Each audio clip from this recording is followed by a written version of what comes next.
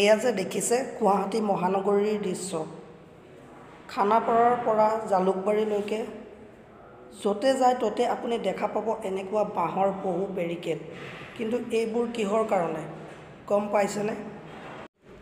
কা আইনলৈ ৰূপান্তৰিত হ'ল আৰু ইয়াত যদি অসমবাসীয়ে বাধা দি আন্দোলন কৰিবলৈ আহে তেতিয়াহ'লে অসম চৰকাৰে অসমৰ জনসাধাৰণক ৰুধিবৰ বাবে এই বেৰিকেড প্ৰস্তুত কৰি ৰখা হৈছে গুৱাহাটীত। আৰু এই বেৰিকেড দেখা পাই অসমৰ দল সংগঠনে ভয় খাইছে ৰাজপথত ওলাই আন্দোলন কৰিবলৈ। কাৰণ আগতেতো গম পাইছেই যে আমি উৎপাত বেছি কৰাৰ বাবে অসমৰ 5জন ল'ৰা কেনেকৈ নিহত হৈছিল এই আন্দোলনত। গতিকে আজি সকলোৰে নিৰহ অসমে কা আঁকোৱালি ল'ব লগাত বাধ্য হ'ল। আজি সকলো নীৰৱ হৈ আছে।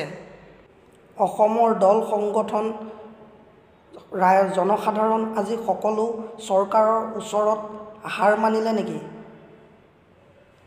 আমাৰ এনেকুৱাই লাগে যেন আজি অসমৰ সকলো জনসাধাৰণ চৰকাৰৰ ওচৰত হাৰ মনা অনুভৱ হৈছে। কাৰণ চৰকাৰে এনেবোৰ কাম কৰিবলৈ লৈছে, আগতীয়াকৈ বেৰিকেড সজাইছে এনেকুৱা গুৱাহাটীত, যাতে জনসাধাৰণে ভয় কৰে, দল সংগঠনে ভয় কৰে আন্দোলন